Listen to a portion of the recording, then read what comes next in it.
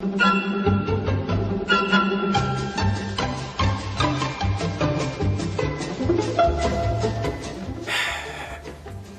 hope this is worth missing tea time for.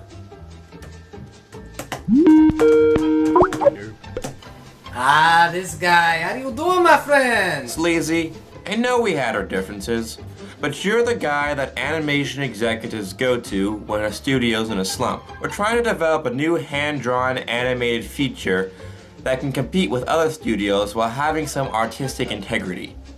Do you have anything for us? Yeah, that is as easy as assuming dogs can look up. Wait, I'm not sure that analogy worked. Now, I'll tell you, my friend, I got a great idea for you.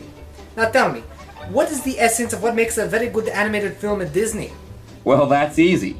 We've always tried pushing the boundaries of animation and storytelling while making movies that children of all ages can enjoy. We mix artistic integrity with family-friendly entertainment.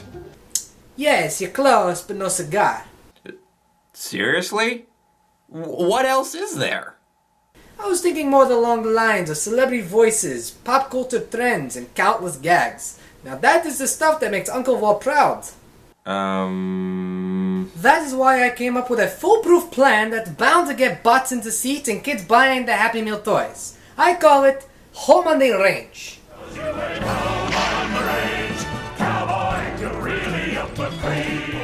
I don't know. Yes, the original idea was called Bovine Bounty Hunters, but I wanted to make something that was kid-friendly and still had that Western thing going.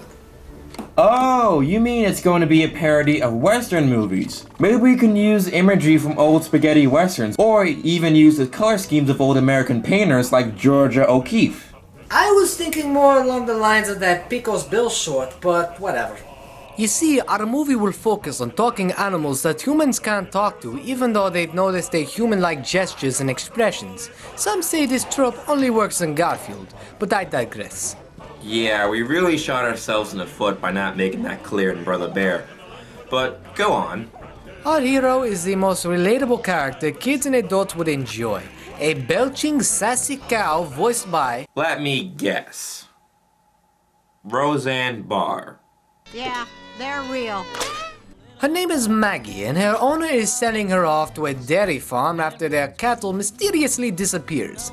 We open up on the dairy farm with one of the schmaltziest songs you can think of. Something more sugar-coated with rainbows and dandelions since the Happy Valley song from Fun and Fancy Free, and it's a small world after all. On a little patch of heaven down west.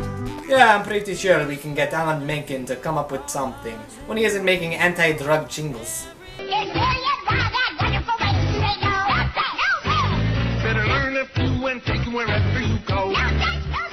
However, the shenanigans are cut off when we learn that the owner's going to have to sell off one of our animals when they loses the farm. Wait a minute.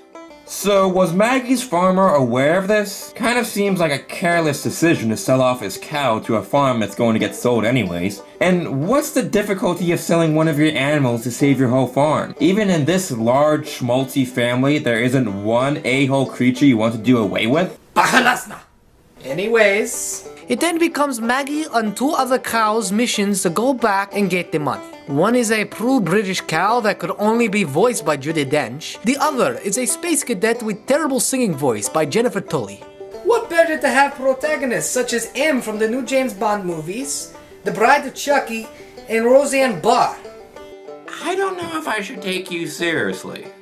We eventually learn that the man responsible for stealing the cattle from Maggie's old ranch is a bandit by the name of Alameda Slim. And you know how he goes about with his schemes? Let me guess, he yodels and it hypnotizes the cattle. Saeed, you reading my notes? 'Cause when I yodel, well, looky how them cows. And you know what? I just thought about this right now. We can make it one of his motivations. Say he used to be a normal rancher with an insane ability that the other farmers disliked him for, and even mocked him. So now he sells the cattle to a shady character voiced by Steve Buscemi, and uses money to buy the property, meaning his next target is the dairy farm. I gave up clown college for this? Wait, you're saying that we'll have Steve Buscemi play a small role in this film? A brilliant actor and philanthropist as a side character? Well, yes, we couldn't have afforded Cuba Gooding Jr. to play the talking horse. Guess I forgot to mention Buck. We can have one of these animators drawn like Daffy Duck, since he goes throughout the whole movie playing a daydreaming, egotistical jerk with ambitions of riding with one of the big bounty hunters and going on all sorts of adventures. Yes, you add some filler, some slapstick, some more pointless gags that go nowhere, and you got yourself a movie. Now what do you think, my friend? Well, I think you convinced me. Really? Convinced me that this is the dumbest premise for an animated film I have ever heard. What? You think you know what makes a good Disney animated film, but all it is to you is a collection of trends that work for a measly profit. There's no way we can have a movie with this premise attract 2D animators to make a movie with this bargain bin quality. And yes, even with a celebrity voice work, do you even know if these celebrities would give these characters life?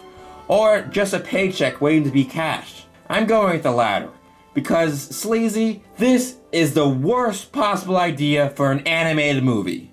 And there's nothing that you can say in this pitch meeting to convince me that this film will work. Anything. Anything! I got it. Say we get Patrick Warburton in the movie for 5 lines. Yeah, pretty much. Why?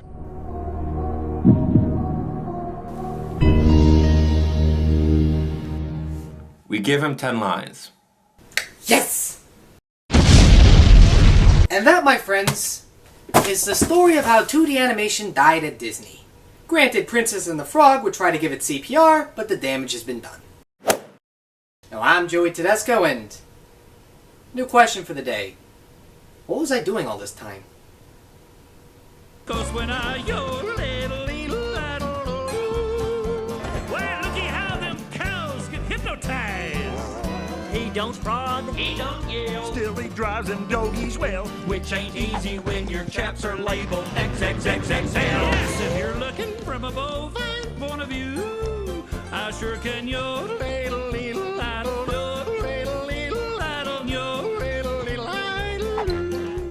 Convince me that this is the dumbest Whoa.